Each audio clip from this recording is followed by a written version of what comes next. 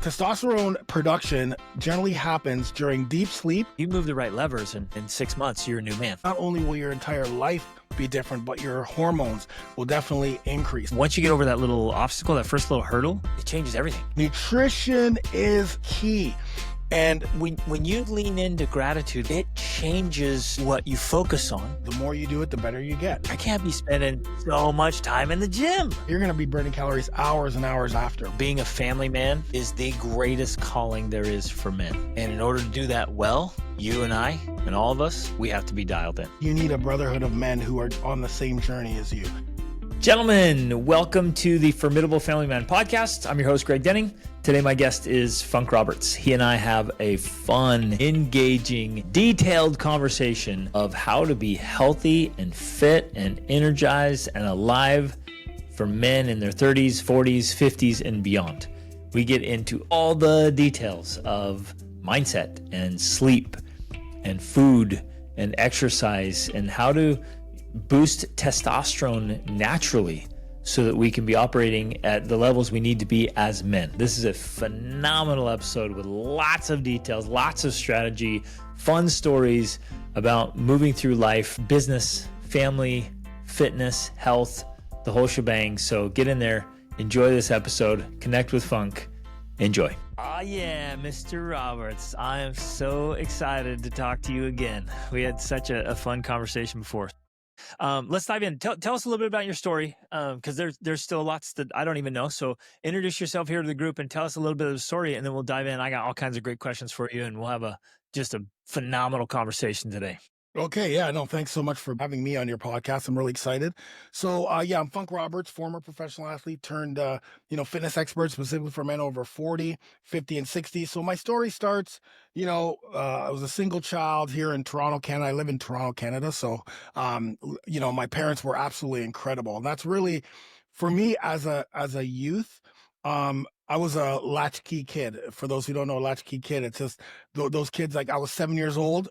And I had a key to the house because I had to come home. I had to cook rice, because my parents, they worked, right? So my parents worked a lot and they were also athletes. So as I was growing up, one of the things that my parents did was, they're always, pushing me to different sports, YMCA sports camp for the summer, all of these things.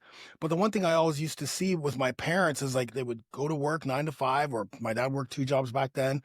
Come home, cook because I have to prepare the rice. And then they're out practicing or they're training or they're coming home with trophies. So like very early in my life, I would like just see that every week is like they're coming home with these trophies, right? And we literally had a room filled with trophies with those badminton. So they were still competing and winning when you were a kid. Dominating. Like you literally got to see competition and winning up close. 100%. And it was like, yeah, that's awesome. Plus like working, plus like cleaning the house, doing everyday regular parent stuff. Yeah. But then also, competing. Doing the hard stuff that, again, for me, as I grew up, it was just seeing them coming home with trophies and they've never, ever pushed me to sports. They just like put me in sports because they needed. Right, they're working. So, it's here. You go play football, go play basketball. They lived it. Like that was their way of being. It was their identity. Like it would be hard for you to not like be an athlete. Yeah, 100%. Like that. So it was easy for me to. And here's the other thing too about. And I don't know if it was because of my parents or if it was just because of who I am. But I always wanted to dominate. I was the only child, right? And I always wanted to dominate. Didn't matter what sport I was in. I always wanted to be the best. And I generally was either the best or the second best, like captain or co-captain, or like so I would do things as a only child, you're doing stuff on your own all the time anyway, but it was always sports related. So very quickly, didn't matter what sport I played, I became very good at it. I was like the jack of all trades, but master of none. But then when I went to high school, football was a sport I really wanted to excel at. I was a quarterback. I tried out for we have called the CFL here. I tried out for the CFL later on in my life, but the high school that I went to, they didn't have football. There was a rugby school. So volleyball was at the same time. And I've been playing volleyball for in junior high, but high school, I just gravitated to volleyball because that's the only sport that was really around at the time. And then I just became really good at it. So volleyball was my big sport. And again, as I mentioned before, it was more about like I wanted to dominate. We had a really good high school team. Then I played on our club team. Then I played on our junior national team. And so there was a lot of the just again, this is a sport that I'm going to dominate. And I remember like it was 1987. I totally remember this. I turned on NBC TV, or it was ESPN, and I'm watching volleyball. So I was playing indoor volleyball, right, high level. But I'm watching ESPN, and I'm seeing like St. John Smith, Randy Stoklos versus Karch Karai, and I can't remember who he was, Pat Powers, and they're on the beach. Like it's The 2-on-2 legend. beach volleyball, and I'm like, oh. That's what I wanna do because I'm also like, I love the being the center of attention, although I love the team sport, don't get me wrong, I love the team sport, but, like, I'm black, so I'm already gonna be the center of attention playing volleyball, beach volleyball in a sport at that time. There was no other black players at that time. But like being the center of attention, like just me and one other person, of course. So I just literally gravitated to beach volleyball because luckily in Toronto, Canada, Well, we well, had that's what I was going to ask. Like, are there yeah. any sand courts in Toronto? Yes. So we were That's the awesome. mecca of beach volleyball here in Canada, was right down at the Balmy Beach Club. So we had a lot of Wow. guys who already were playing in the US on the AVP. So we Yes. had a tour in 1991, a massive tour. I think it was like $400,000 in prize money throughout the whole tour. And so that's where I kind of like got my craft. I still played indoor and I played overseas in Switzerland. So I played pro, but it was beach volleyball that really took a hold on me, and Oh, that's just amazing. learning to live that. Like we had our Canadian tour, then I played on the AVP tour, and of course, like during the 90s, that was a big rise of beach volleyball during the 90s, and then it was also an Olympic sport in 96, and our Canadian team, Mark and John, they got a bronze, so that blew up beach volleyball here in Canada. Yep. So in the Amazing. 90s, that's all I did. I was playing beach volleyball. I was playing indoor, like at a club level, so very high level. And, of course, dabbling with jobs here and there, I could literally play beach, specifically when we had our tour, I could play beach volleyball all year round pretty much and live. So that was I kind of like the love it. 90s for me, right? I That was want the to I 90s want for to point out like some things that are just really kind of standing out for me about like deep immersion. Like your whole story right there is the power of immersion because your parents were athletes. I mean, they were doing life, but they were athletes and they're showing it from little. Then you get exposed to what's available to you. And then it became big. Like you happened to be in a place where it took off and then, things lined up. So it exploded right there with deep immersion at home, at school, in, your clubs, sport, like you're right there. And I think there's something beautiful if we and our children, for those listening, like if we want to help our kids really embrace something, and they have to want it too, because we don't. I don't want to be the guy that forces something on my kid because I'm trying to like live vicariously through them. Like I'm not going that road. But if one of our kids loves something and we want to really help, your story is such a great example of immersion. Like get in it. Expose them to the 100%. greatness, the greatest players. What's possible from indoor to beach to what's happening around the world. That is such a cool example of immersion. Can And I here's ask the a thing. couple? Oh, go Yeah, ahead. yeah, yeah. No, no, go, please. Well, I was gonna ask about what sports your parents were playing because I'm curious, and then I know you saw their example of athletics. Do you feel like that ever left you feeling a little bit neglected as a kid? Those kind of things. Great question. So, um, what I was about to say is it started off as badminton because they came from Guyana. They're Guyana is a South American country, Yeah, so yeah. they came to Canada, and I think they were playing badminton in Guyana, so they just brought that here and just dominated, Amazing. and then they switched to tennis, and literally, like I remember this. It's like all of a sudden they're playing tennis and they're coming home with trophies. I'm like, how is this possible? You're going from one sport to another and then dominating. My mom specifically, she like I don't know. Anyways, and then golf was the other thing. But anyways, so they never, ever, ever, ever. First of all, they never came to any of my matches, any of my games, nothing. My dad maybe used to drive us to practice once in a while, but as latchkey kids, you just take the transit to get to where you need to go. So my parents were not like, go play the sport, go go. Even as a pro athlete, it was all about like being, getting the job, the 9 to 5. Like they're old school, right? Like if you're Generation X, your parents are kind of old school. Like they just want you to get that 9 to 5 job, get your pension, whatever that is, right? Right.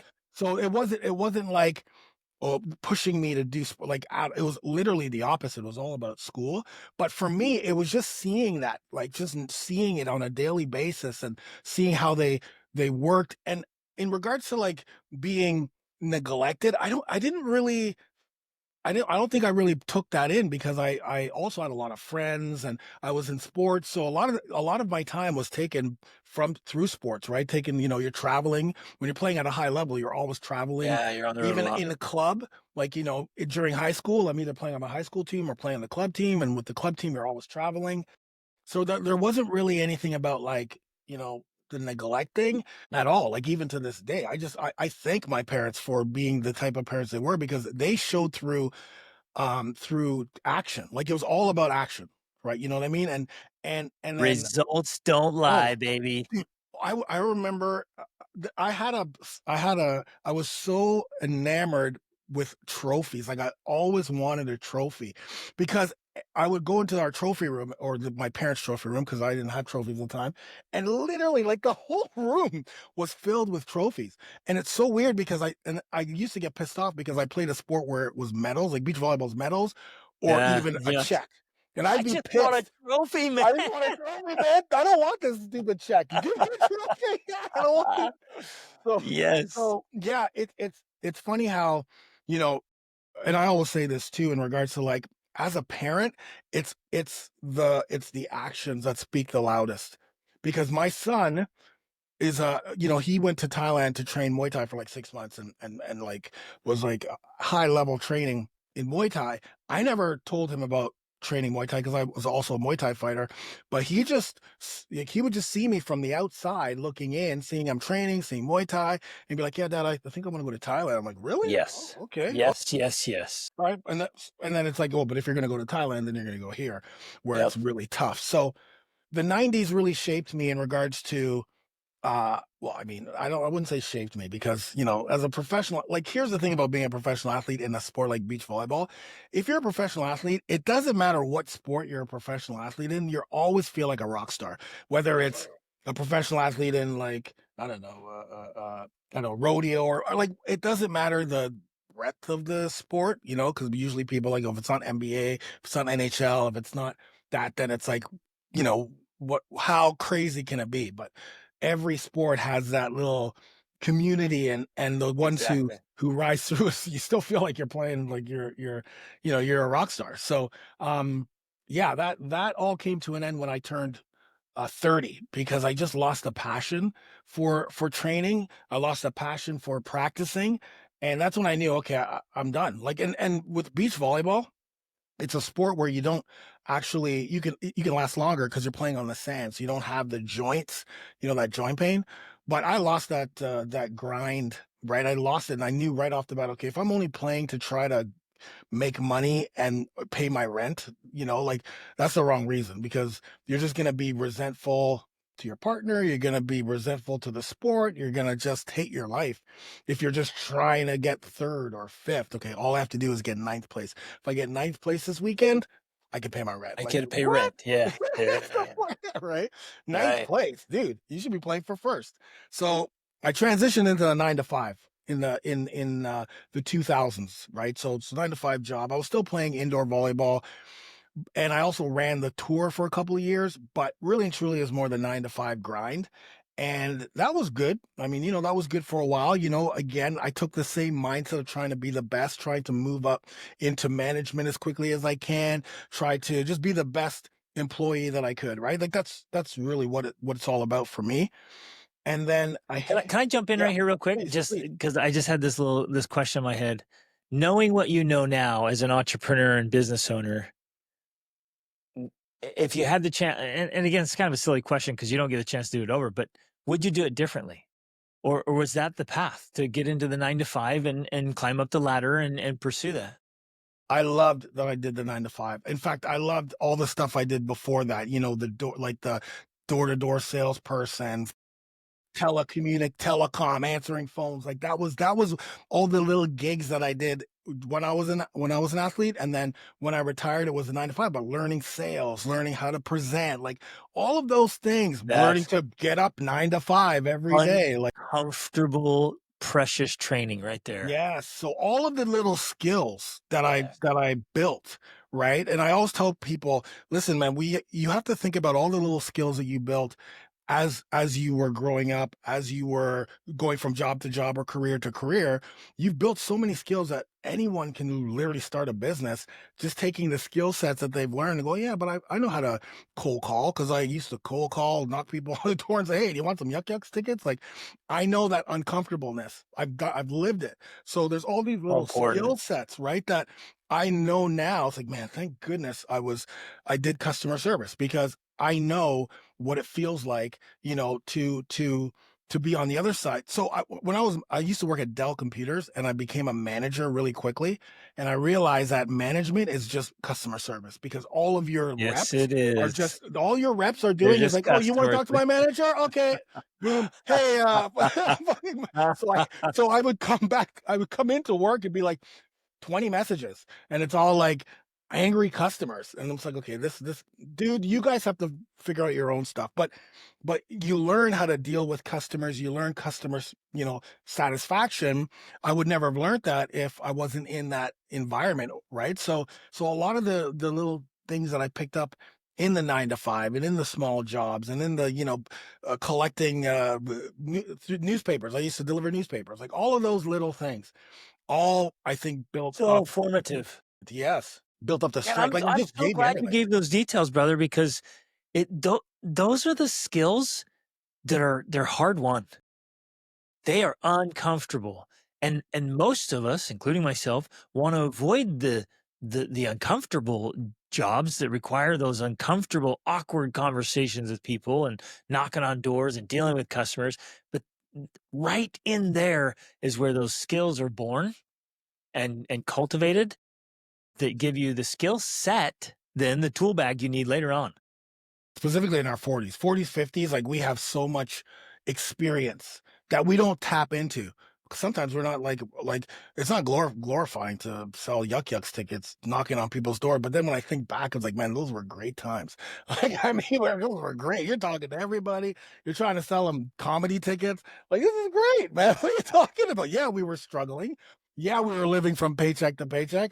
But man, we talked to so many people and had such a good time. And just it's all those little things. And then there's the jobs that you just hate it. It's like, man, I hate my manager. But you learn that tolerance. And it's all of these little things that I bring to the table in business, but also it helped me just to communicate, like Yeah. communicating with people, right? Yes.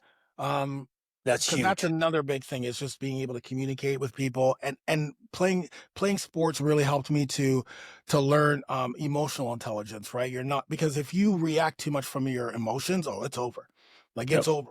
One of the things for me as an athlete, and I don't know why this was hardwired into me, but I was very mentally tough. Like I had really good mental toughness. Like I knew when someone across the net or if I was training with someone, I know when they break. I know how to break people. I know how to say these little things to break people.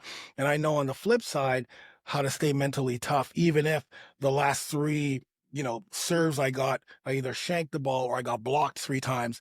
I still like I don't let that. I've seen people crumble, Crumble. one Yep. or two times. Exactly. That's it. Oh, there he is. They're going to serve that guy because he's crumbling. But I never really. I've had a couple of moments, I'm sure, but I never really. I was always that that toughness, and I think that also carried me into being able to try and do things that I'd never really done before. Because when I turned 39, this is where my life really took a massive turn, and I think this built the foundation for my 40s. Because at 39 I was doing 9 to 5, but I was also still dabbling in the fitness world. I was a personal trainer, realized I didn't like that. Then I ran boot camps. Like I had these big boot camps here in Ontario, Toronto. Like hundreds of people would come to these boot camps, and I'd bringing all my equipment, and I'd set it up at all these different stations, and then after the boot camp's over, gotta take all that stuff, put it in the truck, go home, maybe upload a video, and then go to work, right, the next day. So it's kind of like that grind. And I also realized that I didn't like that because it was a grind. But then online, like YouTube, started to pop off, and I started to post on YouTube, and I was starting to find my way as, just using YouTube as a way to share my fitness information. But when I turned 39, a lot of things changed. So the first one was I remember training with a buddy of mine. His name's Chuck Bassi, actually. Big up to Chuck. We're at the gym, and he looks at me and he goes, "Doesn't it piss you off that you're probably the hardest worker in this gym? You train the hardest in this gym. You've been training here for about 6, 7, 8 months now, and you still look the same." And when he said that to me, obviously I got defensive, right? Because I'm like, "What are you talking about?" Right? It's like, "Yeah, you look the same. You're puffy, you got a big belly, and you're in here all the time." And I went home and realized that I hadn't ever really been looking at myself in the mirror with my shirt off. Because when I saw that, when I saw what I saw in the mirror, I was like, "Oh my God!" I was like 215 pounds. I was big and puffy. Like, Elliot Hulse used to call it male PMS, puffy muscle syndrome. You're not big and puffy, and I had a big belly, and like 215 was like so foreign to me. I was like always like 180, 185 pounds, but I was big. And then so what do you do? Well, as a Oh, fitness wait, hold on. person, So Chuck was just a friend of yours you train with? yeah, Chuck is a friend of mine who I train with, but tells you the truth. Dude, Tells you the truth. kudos to him for saying, "Hey, I'm gonna say something here I'm gonna hold up the mirror and say something really uncomfortable and honest." And what a catalyst. Yeah, Brother, those are friends. at Good the time, friends can yeah, say what needs to be said. 100%. And at the time, I don't know if it was out of like I'm just ribbing him, or if it was out of, "Hey man, you do work hard." But either way, it worked in a way, because then I started to train more. So let me go harder. I might as well just go harder. I started trying all these diets, Atkins diet, all these diets. And at the time I was living with a girl who I thought was going to be the one. Right. And I came home from work one day, and she had all of her bags packed, and she's like, "I'm out of here. I'm going." I'm like, "What are you talking about?" And she just said, "Listen, we're not having sex. We haven't had sex in 6, 7 months. I'm out of here." And she left. Like literally that whole, kind of like, "Oh, the bags are packed at the door." That's literally what happened. And that moment crushed me. Absolutely crushed me. Because not only is it that this girl I thought was going to be the one, but the fact that she left, and the fact that she said it was because we weren't having sex, right? And that was kind of like What's demasculating. Yeah, I was like, what's the story there? That's fascinating and insightful. so I didn't know this was happening. You're just going on 9 to 5. You're doing your thing. But I didn't even realize that that wasn't happening. But for her, it was. And, even if I look back now and think about it, I'm sure she gave me signs over and over again. But I was so over here that I didn't even realize that. And so I remember just falling into this, like, "Okay, I'll show her. I'm going to start going to strip joints. I'm going to start having sex with strippers and prostitutes. I'm going to start hanging out at after hours parties." And literally, addiction hit me probably within the first couple months. Like I was deep doing drugs, partying. And because I thought what I was doing was actually masking my Yeah. manhood by And being in like places like that, right? With ultimate strippers. self-sabotage, Oh, not but even a telling question. yourself this story and these lies. Like, what? Yeah, because I'm with strippers. I'm with prostitutes. I'm in like the dregs. I'm with partying bikers, gang members, and after hours parties. I'm like, like putting myself in a situation where I thought it was manly, right? Because those are all the things that men do, right? Women, sex, like all this stuff, drugs.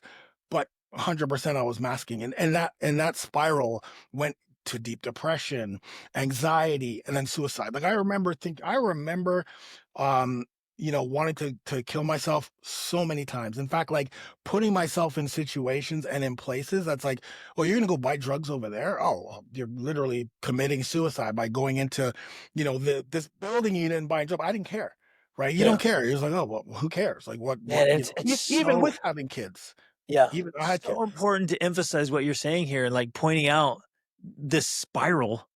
It's like this choice leads down to this choice, to that choice, to that choice. And pretty soon it's so dark. You cannot see or think clearly. It went very quickly, like probably 6, 7 months it took.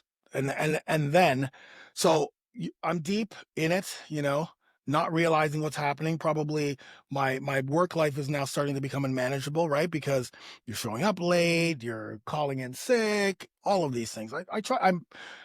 I thought I was masking it, not only from myself but from other people. But people, they knew. They were saying, "What's going on here, man? How come you're here one minute and then you're gone, and then we don't hear from you?"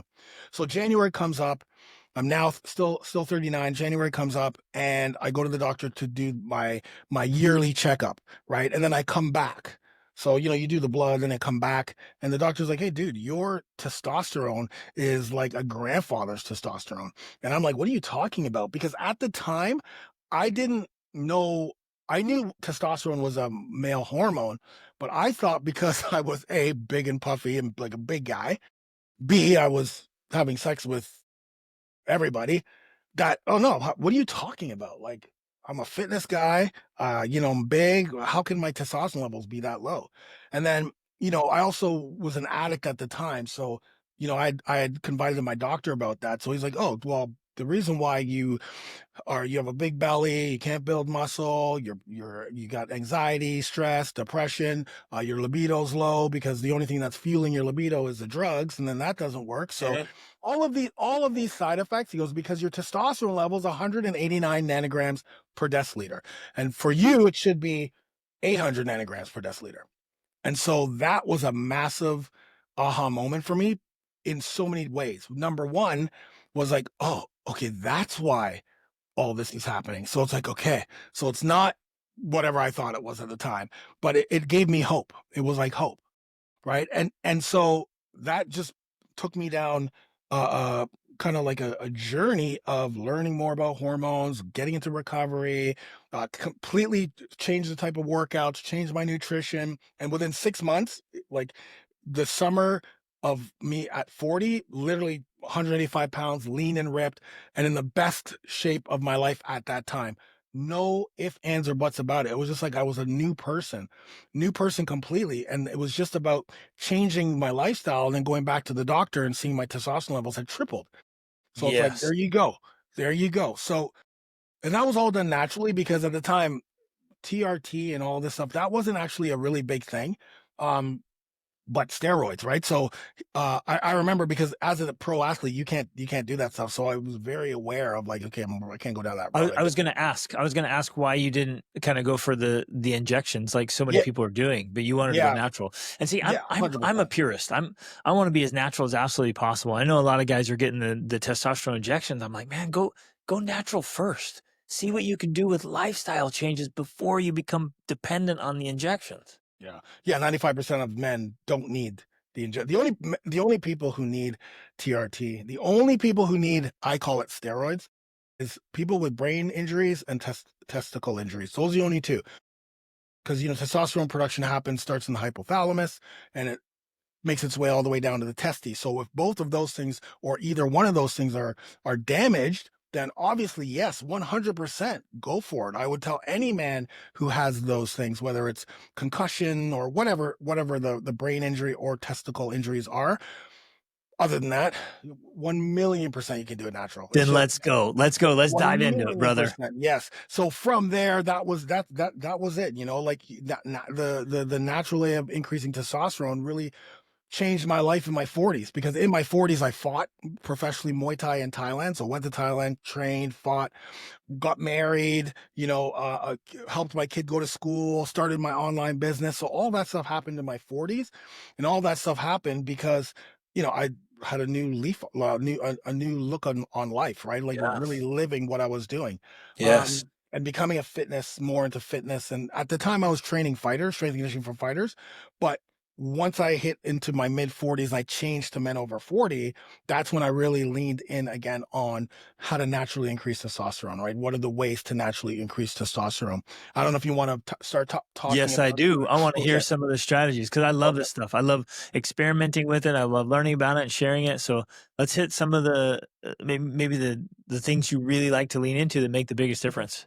So first and foremost is, and I know a lot of people say this is the mindset, but it is the mindset to know that you can transform your hormone, your testosterone, and your body, and your health, and your life at the age of 40, because we are fed a lot of bull crap that you Yes. can't do that after 40, 50, 60. So the mindset has to change, right? And the mindset does change because most guys, when they're hit their 40s or even in their 50s and they start to feel different, like you just literally know when things are going wrong. You start to feel different. So that mindset shift of I can do this, and making sure that you have a strong enough why as to why you can do this, right? It's not just about I want to lose the belly fat or I want to build muscle. It's about I want to be there for my grandkids, or I can run Yes. around with my kids, or my wife's looking at me with a weird look. Like, you know how horrible it is when your wife, let's say that you have a family and your kids leave the house. Okay, your kids are gone now. So now it's just you and your wife, right? And your wife, she's always healthy. She's always out there. She goes to the gym.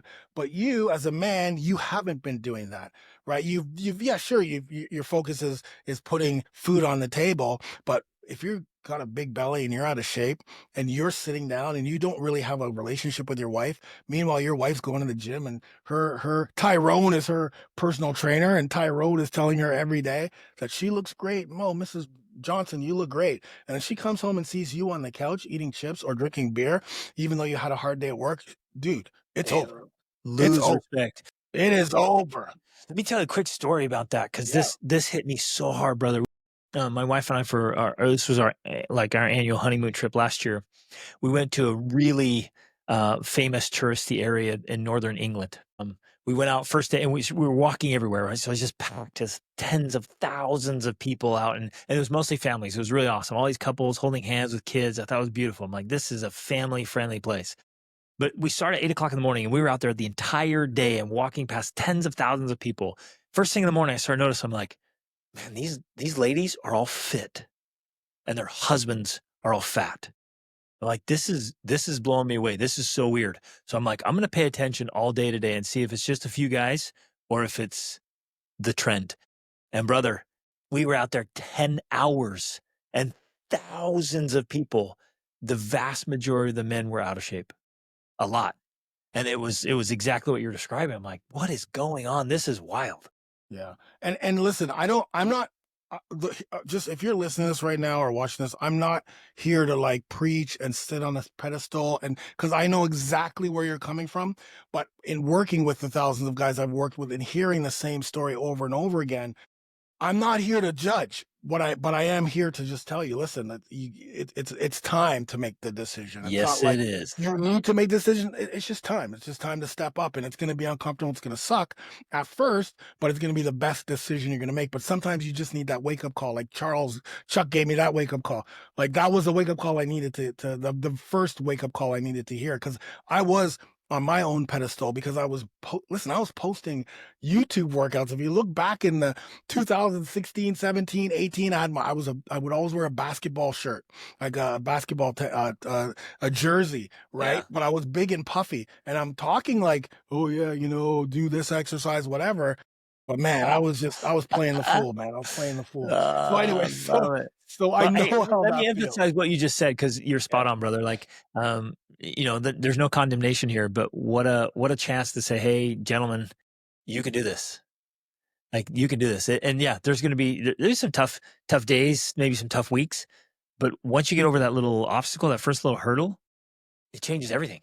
It literally changes everything because, and I want to drive this home. Like, our body is the vehicle in which we do every single thing in life. Even thinking is done through the vehicle of the body. So, and sleeping and sex and service and having fun and working hard, it's all done in this one vehicle we get. And if the vehicle's in a poor condition, that diminishes the experience of everything else. So get that body right. And you and I both know it can be done quickly and with the right strategies. Like, it's not near as hard as we might think it is, even if we've tried all kinds of things before. Like, you move the right levers, and like you said, in 6 months, you're a new man. Easily, easily. I see it. Like I said, I see it every day. I see it every day. Guys coming in like totally out of shape. So the mindset thing is a big thing. And I'm going to talk about workouts and nutrition, but I'm going to leave that a second because I need to talk about the lowest hanging fruit, which is sleep. And you probably don't think about sleep and testosterone, but let me just talk about testosterone is our number one male hormone. Okay. It's everything for us. So we need testosterone. We want to be getting about 600 nanograms per deciliter or more. Testosterone production generally happens during deep sleep and REM sleep. That's when it happens. So early in the morning, 4 or 5 in the morning during deep sleep, and how the process. It's important for you to know the process. Starts in the hypothalamus. Hypothalamus releases what's called gonadotropin hormone, which goes to the pituitary glands. The pituitary gland then releases follicle luteinizing hormone and follicle sex hormone. They both go all the way down to the testes. Follicle hormone goes to the testes, and the luteinizing hormone goes to another part, which is called the Leydig cell. Once it gets to the Leydig cell, knocks on the door, Leydig cell opens the door, and then your luteinizing hormone's looking for cholesterol because cholesterol is the precursor to testosterone production. So if you don't have cholesterol, you don't have testosterone production. Why am I telling you this? Is because these little things I'm going to talk to as we continue to go through the ways that you naturally increase testosterone. But if you know that starts up here in the brain, it goes down to the testes, and you need some cholesterol. And you also know that this only happens when you have deep sleep, REM, deep sleep, not just generally the 7 to 9 hour sleep. Of course, you want to try to hit 7 to 9 hour sleep because the potential of you getting 2 to 3 hours of deep sleep is going to be increased if you're getting 7 to 9 hours of regular sleep. But I'm telling you right now, not just the testosterone piece of it, because that's what you're going to optimize, but your muscle building happens while you sleep. It doesn't happen in the gym. In the gym, you're tearing down your muscle fibers. You're creating a catabolic environment. So, you're in there, you're doing bicep curls, tricep dips, whatever, or tricep, whatever it is. You're tearing down muscle fibers. But the only way those muscles can recover, get stronger, rebuild is during that deep sleep, during that sleep. So that's the other thing. The second thing is it's a fat loss, right? You're in a perfect fat loss zone when you are in that deep sleep, right? Cortisol levels are low, right? And that's perfect because cortisol is a stress hormone and that causes belly fat storage, and it also blocks testosterone. And the other thing is you're setting yourself up for a lot of energy and clear thinking as we get older, right? We lose a lot of energy as we get older. Our brain health starts to deteriorate as we get older. So we need to do the things that will pull the lever. You were talking about that, like sleep is one of those low hanging fruits, as well as like literal chronic health issues. At 40, 50, 60, more guys are blood pressure issues, cholesterol issues, like all of these, diabetes. That's huge. Like that doesn't happen when you can consistently get that sleep. So that's key to testosterone. In fact, most of the times when someone comes up to me in my program and they say, Funk, I went to the doctor, and my testosterone is about 400 nanograms per deciliter, but I'm doing my workouts, I'm doing the nutrition, just like you said, and I'll ask them two things: how much stress you have in your life and how much sleep you're getting, and they always the same. It's either one or the other, or it's both. And sleep is the big one because most people, we don't get enough sleep, and when that little pillar is attacked, and when you can at least do your best to optimize your sleep. It's not going to be perfect all the time. We know that. But the more you can get that deep sleep and the more you can focus on it, I'm telling you right now, not only will your entire life be different, but your hormones will definitely increase. So sleep is literally the second pillar: mindset and sleep. The third pillar, I touched on cortisol. I touched on stress. It's recovery, but not just physical recovery, it's mental recovery, right? So physical recovery is yoga, mobility, movement, range of motion stuff, Pilates, even things that are going to keep us injury free. Because here's the thing: once you commit, there's no stopping. Like training 3 to 4 times a week, nutrition, all of the healthy habits, that doesn't stop until we are gone. Okay. So we want to make sure that we stay injury free, pain free. So we have to lean into the yoga. We have to lean into mobility. That's like, if you look inside my membership, you'll see like in the Facebook post, like the people who like, they put so much stock on mobility and stretching more than the workouts. Yeah, they get the workouts done, but it's like, oh yeah, but I'm doing my mobility with, or mobility guy, or I'm doing yoga or whatever. Like that's like the stamp of like, I'm stepping outside my comfort zone. I'm staying Yes. healthy, not getting injured. I'm continuing to get results, and I'm learning something new because it's very humbling to do yoga. It's extremely Yes. humbling when you It's haven't so done it. hard. Yeah. Totally, totally. Specifically, if we haven't done it, right? So, but you get better. The more you do it, the better you get. The second part of it, though, is mental recovery, because we live a life that is inundated with stress, whether it's stress at home, with kids, family, whatever, whether it's stress at work, right? Hate our jobs, hate our boss. Maybe you're a business owner. So the stress that comes with that, I know. I've owned 3 companies, man. This is crazy. Every day it's something, right? The stress of scrolling on your freaking social media, all of that stuff that you're bringing in, all that negativity, right? All of Yeah. that All the mindless stuff. drama. Totally. Like Yeah. that's feeding our ongoing chronic stress. Cortisol is a important hormone. We do need it. In the mornings, our cortisol levels are high.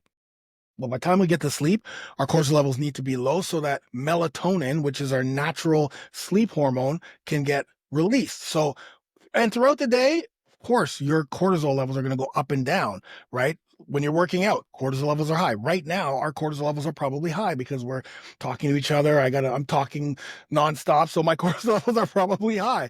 But then after I'm done, they're just going to come back down, right? Because I'm just going to Right down. relax, maybe do some breath work, maybe some meditation. We need to ensure that we're not bringing our chronic stress to bed. We're not bringing it home. And we have tools like breath work, like gratitude journaling. Like this is my Yes. gratitude journal from this morning, right? Yeah. Every morning I write in my gratitude journal. When I first started doing gratitude journaling, I have a whole bunch of books here. At first, I would write down I would only get like 4 or 5 things I was thankful for. That's what gratitude journal is. You write down what you're thankful for. So I remember I would struggle. It's like I would struggle. Now I struggle to fit 50, 60, 70 things on a page, because I am Beautiful. grateful and thankful for all of those things, whether it's things that are Beautiful. always in my life, or like yesterday, I actually talked to Chuck yesterday. Actually, I actually talked to him yesterday. And so I put him on here. I'm grateful for Chuck. You're going to be on here tomorrow. Like, the more we can lean into the things that we're thankful for, the less the mind shift on sweating the small stuff, like not sweating the small stuff, and having more happiness in your life. You do that for 30 days, you're going to be a change man, a guarantee. Well, because See it. yeah, I want to jump in on this because it's so profound and so powerful. When you lean into gratitude like you're doing, it changes what you focus on, right? And what we focus on, we feel. So if we focus on what's off, what's wrong, if we focus on the news and the negative and the drama, we feel it. And it like, releases the cortisol and what you focus on the feel, right? And so, but gratitude changes your whole paradigm. It changes the way you see the world. It changes everything. It changes the way you feel about yourself and everybody around you. It's amazing. Actually, I learned this when I started doing jujitsu. I went in there and I was stacked. I was really strong. I was like 210, just all muscle. And I went in there, started rolling with this guy who's about 160 pounds, and I'm like, I'm gonna smoke this guy. Like I am so much stronger than he is. You guys, he kicked my butt every single time easily. Finally, in frustration, I'm like, bro, like, tell me why this is happening. And he said, it's easy, man. Where the head goes, the body follows. Oh, say that again. So, I mean, not only was that good for martial arts, this is good for life. Where the head goes, the body follows. And your beautiful practice that you just taught us there is that exact principle. Where the head goes, the body follows. And when your head goes to tons of gratitude, your body follows it. Totally. Not even a question. Like, I'm always smiling. I always like, no matter what, even when we have stuff happen, internally with our business, and in the business, I'm always solution based, right? I'm always thinking, okay, yeah, no, that happened. Okay, let's go. What do we do? How can we fix this? What do we do? What did we learn? Like you're just, people are just, how can you be so happy with all this stuff going on? I'm like, what stuff going on? I mean, there's nothing to me. The world is great, man. Like that's whatever you're feeling. That's not Yeah. affecting me, and it's probably not It's affecting you because either. your world is great. You're just feeding on that stuff. But and that honestly for me is the gratitude stuff. Like my wife always says, like I'm always smiling and laughing. Like just I'm always smiling and laughing. Like just I love life, man. Like whatever. And she'll Same. always be, what are you laughing at? Why are you smiling? Like, it's like I don't know, man. I'm just happy. She always thinks Life I'm is up to good. something. But life's good, man. Life's good. So the Perfect. recovery piece is big. And listen, it's not gonna be something that you all of a sudden get. Remember, everything that I'm gonna tell you right now, it's gonna be uncomfortable at first, and you don't have to implement it all at once. But taking one, maybe it's meditation. Maybe you just go through guided meditation. Maybe do box breathing. There's so many things online where you can go and just follow the ball and do box breathing. I had to create box breathing stuff or just breath work stuff for our Beautiful. our thing. But again, so that's the third pillar. Let's get into the fourth pillar is nutrition, right? You can't out train a bad diet. You can't out hormone a bad diet. You can't out illness a bad diet. Nutrition is key. But it doesn't have to be confusing. In fact, a lot of times when I talk to people about the nutrition that's testosterone based, because remember, the nutrition that we're talking about is going to help you naturally increase testosterone, build muscle, burn fat, and be sustainable. Because here's the thing, the people who are successful with nutrition, literally it's just the consistency and sustainability, right? You're not going on all these fad diets and, oh, I got to try to lose weight for this and that, because it's not sustainable. It doesn't work. You're just going to bounce back. So you have to keep it simple. So basically it's 3 meals a day. Okay, that's it. 3 meals a day: breakfast, lunch, dinner, or meal one, meal two, meal three, whatever you want to call it. Every single meal needs to have a source of protein, a source of complex carb, a source of healthy fat, and a source of vegetables and fruit. Every single meal, whether it's a smoothie, whether it's like a steel cut oats breakfast, which I just had, or whether it's just a regular meal. Now, why do we need those? Well, first, let's start with protein. Protein is the building blocks of our muscles, our bones, the metabolic processes in our body. We need protein, fat loss, all of those things for protein. Our body doesn't naturally produce protein, so we have to get it from an outside source. And you want it from a high quality protein source. So that doesn't necessarily have to do with literally testosterone, but the more muscle you have, the more metabolic you're going to be, the better your hormones are going to be. But protein's such an important, it's the key to longevity, right? Muscle is the key to longevity, so protein's going to be key to that. Carbs, complex carbs. And when I say complex carbs, there's two types of carbs. There's simple carbs and complex carbs.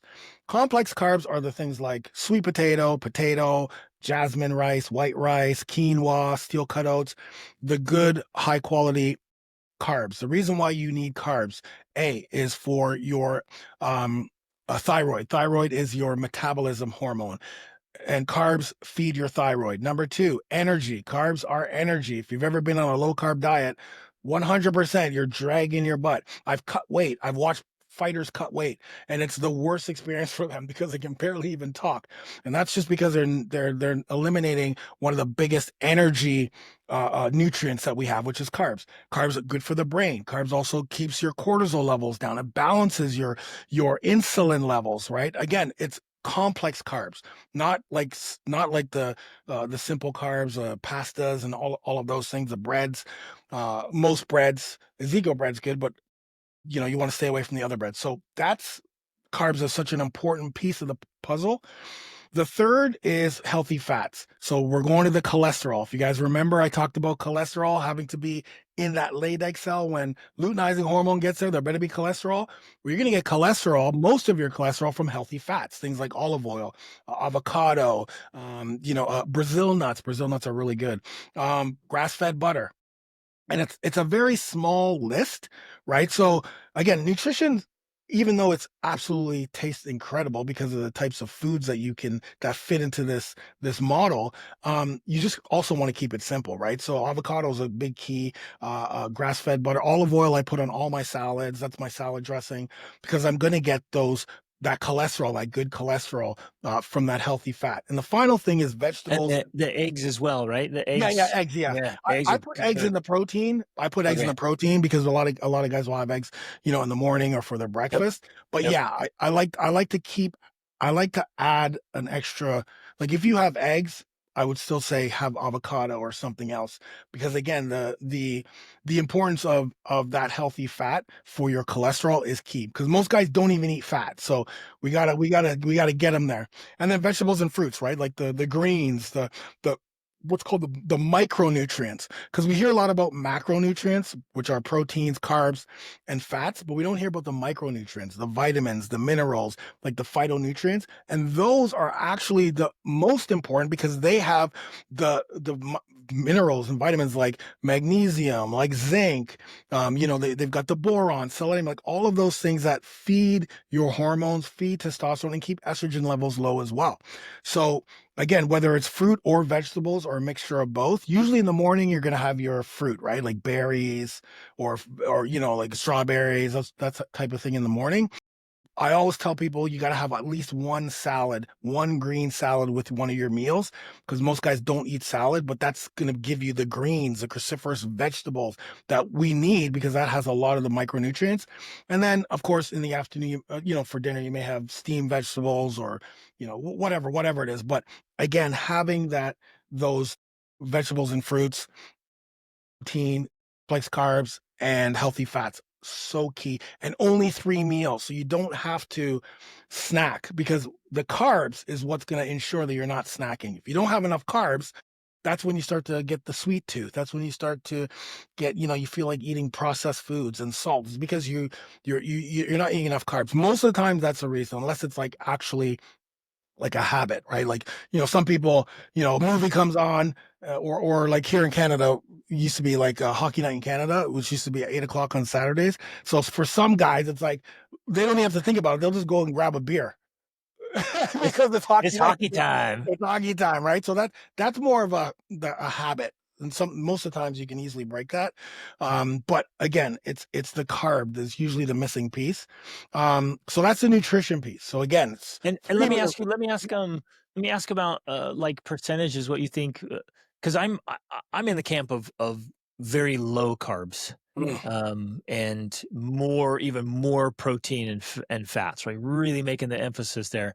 But what do you think about percentages, and then what do you think about a rough calorie number? Do you like to obviously want to be operating in a caloric deficit? Yeah. So here's the thing: we don't count calories because um, the reason why we don't count calories is that's a barrier for most guys because Yes. people are not. I'm not Right. talking about the It's guys who extra are work. It's dialed an in. extra step. Yeah. I'm talking about the guys who I'm at Z and I just need to get, or I'm at A and I just need to get going. So Yes. no counting calories, and it's literally a balanced plate. But generally speaking, you're looking at about 40 to 50% of your meal, like the plate, is going to have carbs. And the reason why is because when you don't have carbs, and this will also tap into the type of workouts I propose. If you don't have carbs, your body is going to, remember I said carbs are responsible for your metabolism. Well, what happens? Your body starts to slow down. The metabolism slows down. You're not getting the glycogen that you You don't need. burn as much. Specifically, if you're working out, you're depleting yourself of glycogen stores, the type of workouts you do. So now imagine you just finished a workout. Your body's like, man, I need some carbs, man. I need that glycogen. And you're like, okay, you know what? I'm going to skip it. I'm just going to maybe have a protein drink. Not saying you're doing that, but maybe that's what most guys generally do. And then they may not eat again for 4, 5, 6 hours or maybe till the next day. And so what's happening is your body goes, okay, Funk, you're not going to feed me the glycogen, the carbs that I need. Okay, you know what I'm going to do? I'm going to hold on. Because now we're in survival mode, right? So we're going to slow everything down. I'm going to actually hold on to the fat because if you're not feeding me the carbs that I need, I'm going to hold on to the fat, which is why you see a lot of guys who are skinny fat and they don't eat carbs. It's usually because their body is holding on to fat. The body's going to actually take that protein that's supposed to be for the muscles, the metabolic process, and they're going to use it as energy. The last thing you ever want is your body using protein that's needed for your muscles as energy. And then, of course, the vitamins and minerals and all of those other things going in aren't really getting to where they need to go. Getting those carbs in kickstarts the metabolism. This is something that happens all the time. With not all the time, but happens quite a bit because most guys are afraid of carbs and they'll go for 2 months, 3 months, maybe not eating as many carbs, but they still can't get rid of this belly fat, right? They may start to see a change in the body, but it's a belly fat. I'm like, how much carbs are you eating?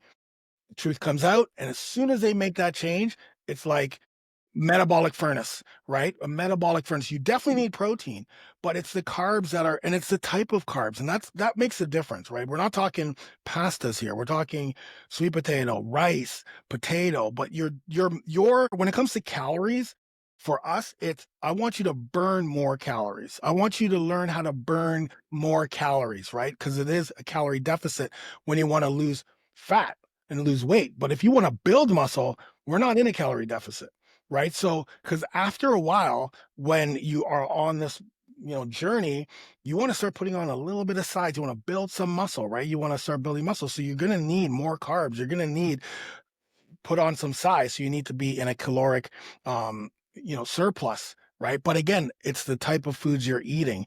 But it's a balanced plate meal. So about 40-50% carbs, 30-40% protein, 20% 30-40-20% is going to be healthy fats. And then vegetables and fruits, they don't even get a percentage because they don't have any calories. They barely have any calories.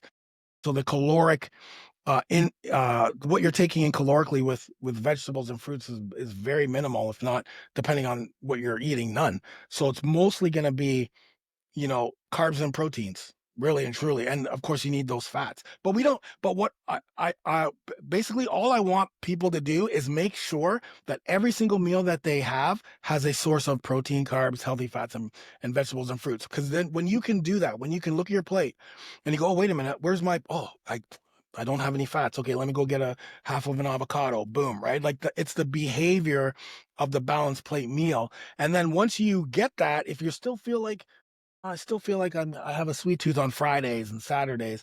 Okay, let's take a look at are you eating enough carbs? Let's take a look, post your meal in the group. And most of the guys will say, oh, you need more carbs, right? Proteins are easy for most guys. It's the carbs. It's very difficult for new people to come in and create a better relationship. But as soon as they do, and they start to feel the energy, and then of course you remember as your BMR, as your basal metabolic rate continues to increase, because the more muscle you have, the more metabolic you are, and the Yes, more food exactly. you need. So when you start counting calories too much, it just really truly sets up a barrier, and then it's like, why are you still eating 800, 1,800 calories when you're building muscle? Your body needs more, man. Your body needs more because your body's at a point where it needs a certain amount of calories in order for everything to work. So if you're not even getting that many calories, yes, I know some people want to lose weight and it's got to be a caloric deficit, but there's better ways to get into that deficit. And for me, it's the type of workouts you do and getting the 7 to 10,000 steps a day. That's going to add more caloric burn for your day, as opposed to not eating, because we need that. We need those nutrients. I've never seen anybody in any of my programs gain like fat because they've eaten carbs. Like, again, if they're eating the wrong carbs, for sure. But so yeah, Yeah, because a lot of guys are just living on carbs. Yeah. Now, yeah, 100%. Now, of course, there's outliers. Like you're an outlier. I call you you're a unicorn in the sense that you've been training and in shape for most of your life. So you're different. Like you can probably get away with low carbs. You're different. Your body's different. Most of these guys coming in or listening, perhaps, they haven't been there for years. So we got to get them into a place, because in my program, once a year, we do, or twice a year, we do what's called a nutrition audit. So at the beginning of the year, we do count calories at the beginning of the year. Actually, at the very beginning of the year, we count calories because I actually do want them to know how many calories are on those plates. Like, because Yes, you get used exactly. to it. I So love yeah, that idea. Like, hey, let's yes, just get an idea. When you make a plate, just get a rough idea of what yes. what that looks like. Yeah, I love that. Yeah, so it's a 7 day, and they hate it because I tell Right. them, listen, we're doing the audit, but we're not just kind of doing the audit, we're doing the audit, Yeah. which means every single thing you put in your mouth, Good. you It's have good to to. know. It is It good to is. know. get It that is because picture. it gives you that big picture. So now let's move to the workouts. What type of workouts do we need to do if we Wait, want? can I pause Yeah. real quick? Yes. So I've seen pictures of you just absolutely shredded. Yeah. Are you still lean? Do you Yeah. maintain a lean body? 100%. One right now I'm Fantastic. 185. Uh, probably right now probably 12% body fat because I just started taking creatine again. By the way, I haven't used creatine for over 20 years. Yeah. Um, for over I'm like you. 27 years. But Totally I like you. kind of want to try a little bit of it Yeah. and So see how I respond. So I yeah. stay lean all the Yeah. time. Yeah. I'm eating roughly, I think somewhere around um 2,000 calories. I'm gonna guess. I don't measure either, but I don't eat a lot, and I do intermittent fasting. So I Yeah. eat breakfast around 11. Yeah. Try to have my last meal around 6 or 7, and then just water in between. Then I guess I would say I'm doing the 3 meals, but they're pretty small. Yeah. Um, Yeah. and so that's where I'm operating, and I operate lean all the time. But you're right. I've been fit my whole life. Yeah, and it's good. And the other thing too is it works for your body, it works for you, right? Like that works for you. The intermittent fasting, getting sometimes you probably get 2 meals a day or 3 meals a day because we also have a fasting challenge once a year as well. Good. Because even though we do 3 meals um a day, sometimes specifically at the beginning of the year, a lot of guys want to like accelerate their weight Yes. loss or fat loss. So we'll do a 28-day fasting challenge where it's Yep. Perfect. and a lot of times, most of those guys only eat twice a day because with a window of Yep. 8 hours, you're only Yep. really going to eat twice a day. But Exactly. they're Yeah. big meals, So right? often I'll eat it at 11, have my breakfast, and then have Yeah, something, 3 or 4, and maybe a little snack, and that's it. that's it. I'm Yeah, good. yeah. So yeah, the leanness for sure for me is key. Um, and so but let's move to workouts. So now we get into the workouts. So what type of workouts you're supposed or can you do or should you do? So again, we're going from zero to hero here, right? So first, the old school workouts, I'll tell you what not to do. The old school workouts of buys and tries. Now, again, you're probably an outlier, so I'm not going to talk to you. I'm talking about the regular person. But those old school workouts of buys and tries, back and shoulders, back squats, all of those old school bodybuilding, that doesn't work for us anymore because we are spending too much time working out. Cortisol levels increase because your cortisol levels increase, but you don't want them elevated for too long of a time. So you want to focus more on shorter, more focused workouts, right? The second thing is our Hold on. body. Wait, Yeah, can I jump in yeah, there yeah, just yeah, because yeah. Please. I didn't know that. I've never even heard anybody say that. But just because I have so many kids, I was like, I can't be spending so much time in the gym. And so I smashed my workouts into 30 to 40 minutes. And I'm Hundred like, I'll percent. just crank up the intensity, right? You can collapse time with intensity. And it's worked so well. But to hear you articulate like that, like, hey, you don't want those cortisol levels up for that long of a time. It's just a Yeah, really great insight. yeah. No, I love that you said smash it. Well, I think you said yeah, yeah. Intensity and time, like that's exactly what it is. You can have and your workout in a shorter period of time is going to be way more intense than doing bicep curls 12 reps, and then you're sitting down on your phone for five Right. minutes. Oh yeah, that's Yeah. right. I gotta get back and do it. Exactly. You see it so much, and it's not. What a And again, way. I'm not judging because most men don't really.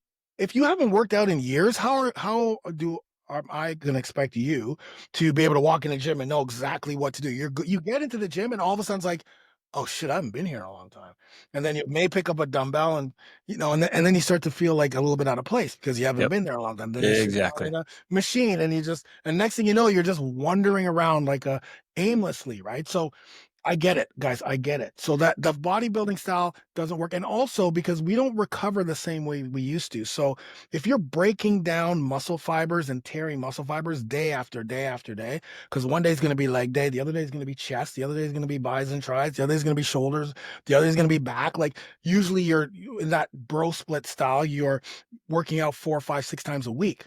You're describing Can't my do that. workouts here. We can't do that. We can't do that because we're destroying our body. Like not destroying, but we're not giving our body a chance to recover. Because again, as we get older, you guys know we can't do the same things that we used to. We can't recover the same way. So those type of workouts out the door. Sure, once in a while you can do those, but you're not going to be doing those type of workouts until you've literally transformed. you're fit, you're healthy, you feel good. And once in a while you want to get in there and do a bodybuilding. Like my wife used to be a bodybuilder way back in the day. So sometimes we'll go to, like, when we're traveling, we'll go to the hotel thing. You're like, hey honey, do you want to do like one of those old school Just bodybuilding hit things? it. And Yeah. it's just like, man, I haven't done these in years. Yeah, you know what I mean? You just hit a little different because there's like, they got the flies. It's like, oh yeah, I haven't done cable flies in years. Yeah. Right? So it's so Awesome. funny when we do that. So that's number one. So you don't do that. The second thing you don't want to do is cardio. Like, and I'm talking like getting on the elliptical, getting on the stair climber, getting on the treadmill for 60 minutes at a medium rate, because you can't go any intense than that. Once again, what are you doing? Well, you're elevating your cortisol level. Literally, you're just doing like literally a steady state cardio. What you're doing is you're elevating your cortisol levels, holding on to fat. Body's going to be tapping into the muscle, right? Not right there in that workout, but you're going to be losing more muscle than you are building muscle off of that machine. So can you warm up on the machine for 5 minutes? Sure. But that type of cardio does not work. Not in the long run. The third thing we don't want to do is go percent. Like, we don't want to go straight to the CrossFit, straight to high rocks. Again, yes, it's exciting. You're getting back in the gym, your buddy's going to high rocks, or your buddy's going to CrossFit, and you're like, oh, let me just go do some CrossFit. And that's just a setup to get injured because A, you haven't been in the gym. B, it's technical. C, it's not sustainable. So what do you do instead? Well, what we do is metabolic training. So metabolic training is moving from one exercise to another with little to no rest in between. So back in the day it was circuit training. Mike Metzger, the king of circuit It's training. a HIIT workout, right? high intensity It's interval training. But there's a difference between HIIT and metabolic. HIIT workouts are like sprints. So there's a problem, not a problem. I don't want to say there's a problem, but when people say HIIT, like when fitness trainers or whatever say HIIT, they are misusing that term. HIIT is high intensity, which means that like sprints, that's HIIT. Like when you're going as fast as you can for 50 yards or 40 yards, and then you walk back. So 60 seconds to 100, to 90 seconds rest, right? And then you sprint as hard as you can. So you can only perform that intensity for a very short period of time. Like when people talk about Tabata, like true Tabata, like you're going as hard as you possibly can for 20 seconds. Metabolic training on the flip side is like, I'm going to do chest press for 40 seconds of work. Boom, boom, boom. Put them 20 seconds rest. Okay, I'm doing goblet squats for 40 seconds of work, 20 seconds rest. Moving over. I'm going to do barbell, bent over curls. Bent over rows. So it's moving from one exercise to another. What that does is it has what's called the afterburn effect. The afterburn effect is you're going, because that is very intense. Even if you're not doing 100%, it's very difficult to do 50-pound chest press with dumbbells for 40 seconds. It is very difficult, right? That's what I do like every day and have been doing for years. Perfect. No, so I've called it HIIT training, but you're right. I think I've been misusing the term. I'm doing the metabolic training, just going from moving exercises with very little rest in between and just pack in a fantastic full body workout. And listen, don't get me wrong. I'm not the HIIT. I'm not the one who's like, oh no, you can only call it HIIT. I understand. Sometimes I call it HIIT because people understand that more. So I'm just saying there is a difference between HIIT and metabolic training, because sometimes when people think HIIT, they also don't think muscle building. They think, oh, HIIT means I'm doing with my body weight, but metabolic resistance training, which is mostly what we do in my program, you're using dumbbells. You're still using body weight sometimes. You're using dumbbells, you're using kettlebells in some cases. You're still building muscle while burning fat, right? And so I love it. Perfect. It's called the afterburn effect. So we do something for 20 minutes, 25 minutes. A lot of my workouts are 20, 25 minutes, maybe 30 minutes. And then it takes your body up to 36 hours to get back to homeostasis. Homeostasis is where we're at before the workout. So when we do a metabolic workout or even a HIIT workout, we're going at a very high intensity for a short period of time. But what that does is it forces our body to slowly get back to homeostasis, which means we're continuously burning calories. Sometimes you may even get this, Greg, when you worked out 2 hours later, you're still sweating. It's like, why am I still sweating? Like, oh, that's because your Yeah. body's still metabolizing. Your body is still burning calories because it's still trying to get to homeostasis. That used to be I shouldn't say used to be, because even newer guys that come into the program, they start to complain about that. It's like, hey, Funk, something's wrong with me. Uh, you know, I'm I'll still sweating. 3 hours later, I'm still sweating. I'm like, that's no, this is what's happening. And it's like, oh, okay, that's supposed to happen. Yes, it's supposed to happen. But when you do cardio, for instance, your level of intensity only goes so high. So it only takes maybe 30 minutes to get back to homeostasis. So that's also another reason why these short metabolic workouts will not only burn calories during, but you're going to be burning calories hours and hours after, right? And that's what we want. We want to put our body into this metabolic state. We want to be burning calories as much as possible outside of, the workout itself. So those are the type of workouts. And again, there's so many Oh, metabolic ways to set up metabolic workouts. I like yeah. timed workouts because you don't have to worry about, you don't have to think about like counting. Right. Most of the workouts are Yep. timed. 30 seconds of work, 30 seconds rest, Yep. 40, 20, 15, 30, whatever it is. Um, and then the And final there's thing, so much variety. It's so easy yes, to make it fun and enjoyable. totally. Like Yeah, and it's a also great way to challenging. work out. Yeah, and there's Yep. so many protocols. But here's the thing, you're only working out 3 to 4 times a week. 3 minimum, right? So Monday, Wednesday, Friday, because in Tuesday and Thursday, what are you doing? You're doing yoga, mobility, right? That's the recovery day. Because remember, when you're in the gym, you are tearing down muscle fibers. You're stimulating, that catabolic environment, right? Catabolic means you're breaking everything down. We want to make sure that we're creating an anabolic environment, a muscle building environment. So we need that day to rest, because if we go to the gym every day and we keep breaking down, breaking down, breaking down, when are we giving our bodies a chance to recover? Right. So, and also we're setting ourselves up for chance of injury. Again, if you're going from zero to just getting in the gym, one of the biggest mistakes guys make is they go full on, right? So it's so funny here in my neighborhood. As soon as it gets warm, all of a sudden you see all these guys running, right? There's all kinds of people running. There's the runners.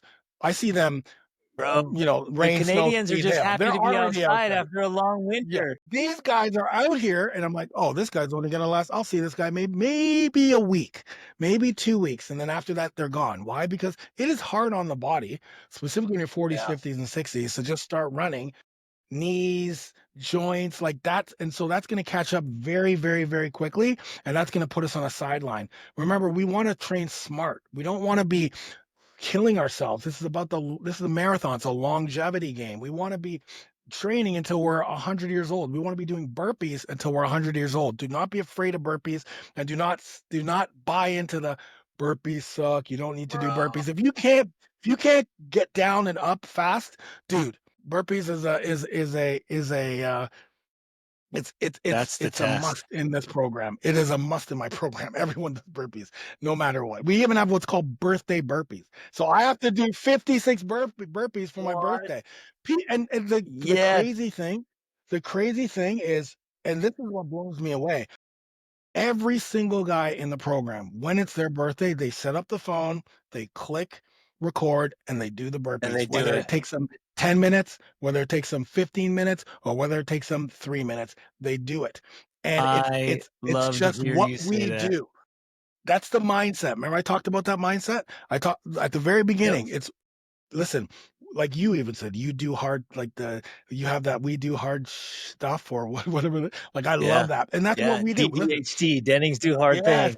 Yeah, yes. And that's just what we do, man. We lean into the burpees. We lean into hard and staying outside of our comfort zone. We lean into yoga and Pilates and things that we're not used to or not sexy, because we know that these are the things that'll fuel us into longevity, and not just physically, but mentally.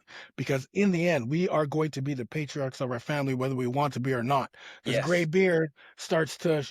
beard says, oh, when shit hits a fan, we got to go to funk, because funk's grandpa funk. I'm not a grandpa yet, but it happens. Like there's nothing we can do about Well, it. It's it just what needs we do. it needs to mean something. That's what you're saying, Yes. and I love that. Like, it needs to be a symbol of something that we've really earned and paid a price to be there. Like again, the respect, because we all know that we want respect. I don't care who you are. If you're listening to this right now, you want respect, you want status, you want to feel like you are there's a purpose in your life. Like you should have your own purpose, but you need to. I know that a lot of men want that respect, and you're not going to get the respect because you make $1 million. You're not going to get respect because you're a CEO. You're going to get the respect because you put in the work to be as healthy as you possibly can, because everyone knows it's a difficult thing to be consistent about. It's difficult. It is very difficult to be consistent day in and day out, eating the right foods, staying away from the foods that are gonna, kill your testosterone, make you estrogenic. We'll get into that in a second. And get in the gym or in your home, getting those workouts done when you only have 15, 20 minutes, or when you're traveling. Make leaning into the yoga, leaning into the things that are uncomfortable. Gratitude journaling, meditation. Like those are getting sleep and going to bed at 10 o'clock, getting up at 6. Those are the things. The byproduct of that is an unbreakable body and an unbreakable mind, and people see that spirit and they see that in you. I'm telling you right now, I'm at 56 years old right now, and I'm in an industry where I'm with a lot of guys who make a lot of money, lots of money.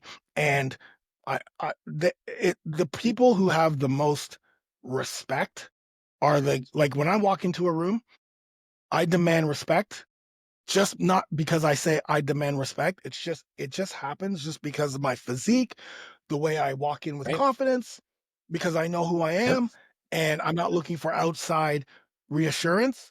But so many times I'm telling you guys, it's, oh man, hey, what are you doing for your workouts? Oh wow. And these are like guys Yep. making 10, 12 figures, 11 figures, whatever it is.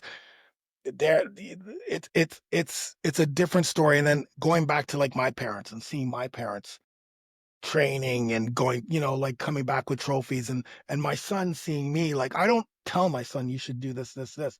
He just sees it and automatically does it. He's got like your kids are the same thing. That's all they know. That's all that, well, my dad does this. I want to be like my dad, so I'm gonna do it. So many guys in my program Yeah. when they're it's funny, like I remember I'll tell one story about Ben Gervais. Ben Gervais, he said in one of the coaching calls, like, yeah, the other day I was downstairs and I just heard all this banging upstairs, right? I heard all the banging. I'm like, what the hell's going on up there? So he walked up and his 11-year-old kid is working out, doing push-ups and squats. And he said, oh, I'm doing this because I want to be like you, Dad. And it's just like, oh, break my Yes. heart. You kidding Yes. me? Earn right Dad doesn't say there. anything. He sees his father working out in the basement, or he sees his father struggling, and that's good too. Your dad's struggling, look at him struggle with this workout, but he's still getting through it. Those things, the action that we do as fathers, as men, it speaks volumes, more volumes than this, man. I see this all and hear this all the time, and then it's like, dude, like you're talking this, but what are you talking about? Look at you, right? It's I, the again, I don't legacy judge. stuff. Yeah, I don't judge, But but it is. it's Listen, well, man, it's the proof's in the reality pudding. because the body, yeah, the body's a walking billboard and a walking Mm, business card. It's all yeah, of that, man. And for it's sure. it's that one vehicle. And so, in a very real way, our habits are on display. Yeah, They can't couldn't have said not that any be. better. Yeah. For sure. And with elevated testosterone levels, again, you want to do it naturally. Again, the number that we have, the number that I say is 600 nanograms per deciliter, because generally speaking, that's when you feel good, right? Can you feel good at 500 nanograms per deciliter? Sure, but 600 is kind of what we strive for.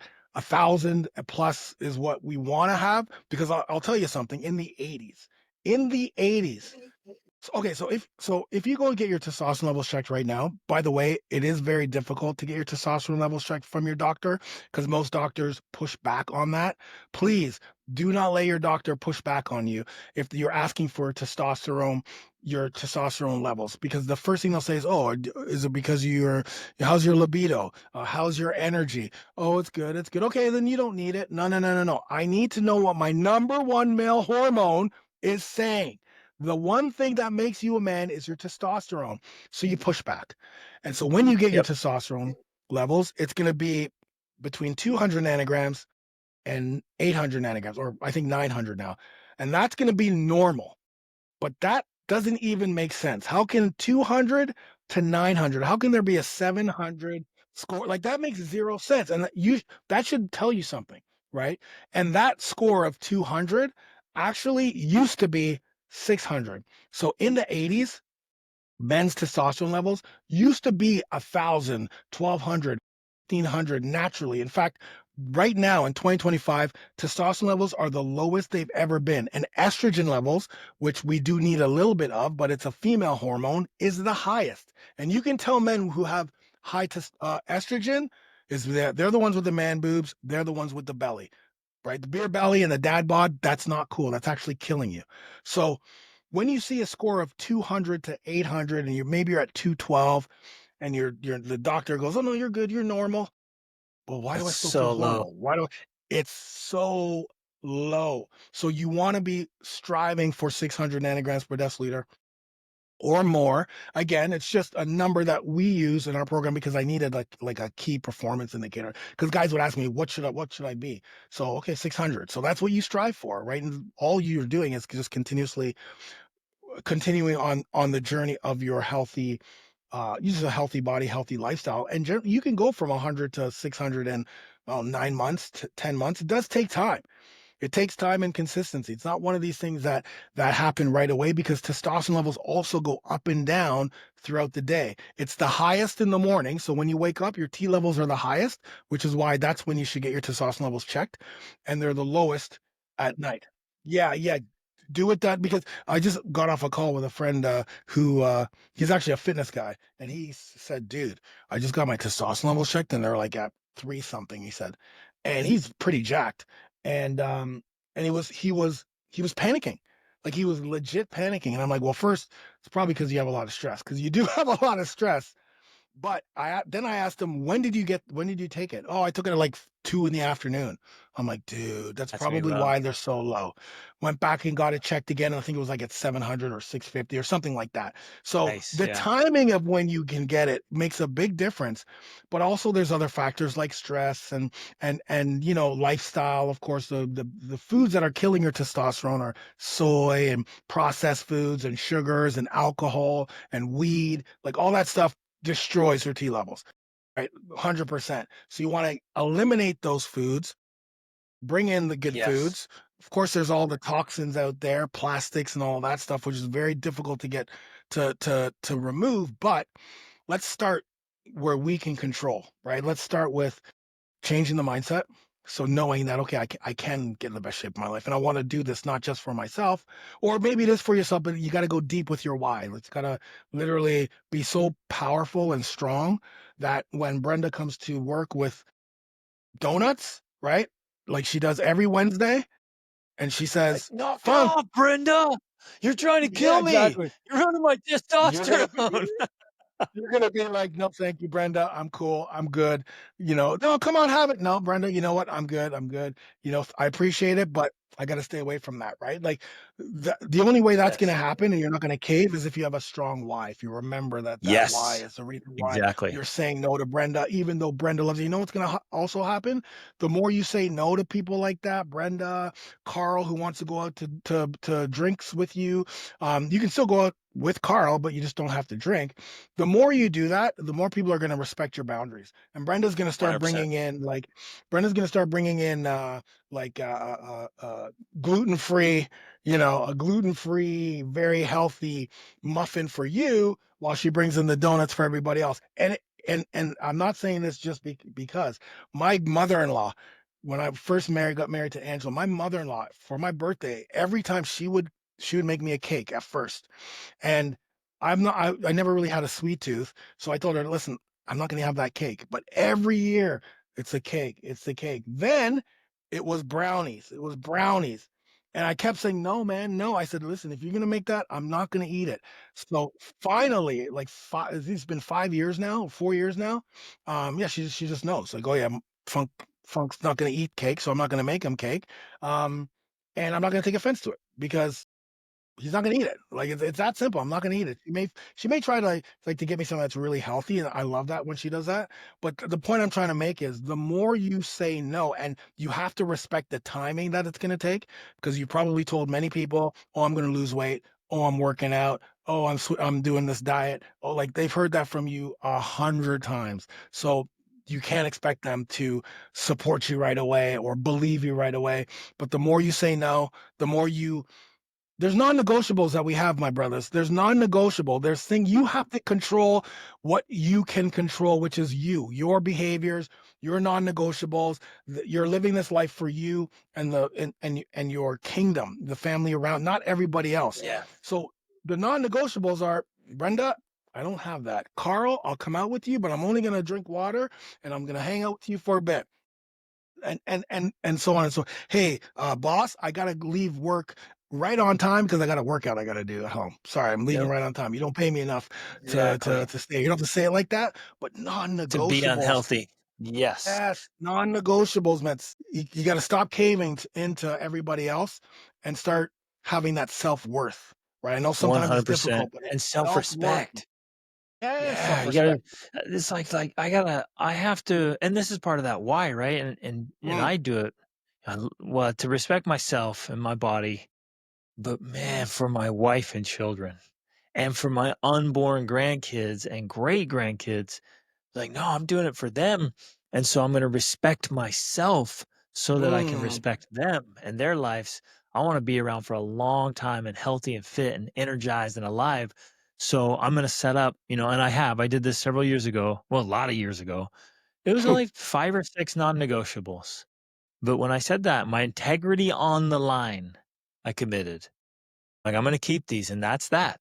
And it's done. And, it can't be 50 things, just a few things. And you say, these are my non-negotiables, and you hold to them, and you're right, man. It inspires people. They respect it. They honor it. It helps them change and make their own non-negotiables, and it's sustainable. And so life is good. I can stay healthy and fit and energized and love my life.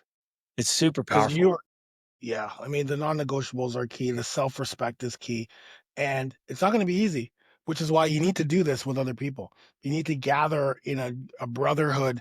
And I say brotherhood because you need a brotherhood of men who are on the same journey as you, right? The guys who feed into, okay, we want to be new men. We want to, be the best we can be for ourselves and our families, but we also know that it's going to be difficult sometimes doing it on our own. We don't like to we listen, the lone wolf mentality, you gotta kick that out the door, man.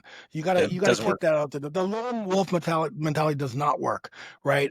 We need a brotherhood. We need community, but we need a brotherhood of men who are on that same journey, who can lift us up when we need them, who we can share information with, who we trust, who doesn't judge, but we all hold each other accountable. Doesn't have to be 50 men, but 2 or 3 guys who okay, listen, you never let me off the hook, man. You never let me off the hook, right? Exactly. Because if with the 3 of us are on this journey together, we have to respect that we're on this journey together. There's going to be days when I'm going to need someone's help, that they're going to need my help. So we pull each other up in when we're in our worst, and we celebrate each other when we're at our best. We celebrate. Iron sharpens iron. And so That's you right. need a brotherhood, man. You 100% you can't do this on your own. Doesn't work. Doesn't work. Beautiful. Oh, so good. Okay, Funk, man, so good, brother. I'm gonna have to have you back on the show. You and I will talk because I want to talk business strategy and all the cool stuff you're doing at Harvard and business. That's another conversation. This was beautiful and awesome. Where can people connect with you, learn more from you, tap into your Yeah. resources? Thank you. Listen, over40alpha.com. If you're ready to change, right, and you need a program, go to over40alpha.com, $1 for 30 days. So I am going to prove to you that in 30 days, with follow along workouts, you get workouts that literally you just follow along. You click play, and I'm actually training with you. I'm dying with you, right? I'm coaching you. You get nutrition, you get the brotherhood, you get everything you need. So 30 days, $1. And if you like it, you continue. If you don't, you leave. But I get no one has ever started this program and not continue. So Love it. over40alpha.com. I'm here for you. Perfect. Fantastic, brother. That's awesome. Thank you so much for sharing all these insights and your story, man. Just Thanks so and much for thank you having me. I appreciate it, Greg. for living it, brother. Thanks for living it and exuding this energy and this joy, the gratitude you have for leading men. I feel like being a family man. is the greatest calling there is for men. And in order to do that well, you and I and all of us, we have to be dialed in. So the work you're doing matters so much, man. So I appreciate that, brother. Appreciate you, brother. Thank you so much.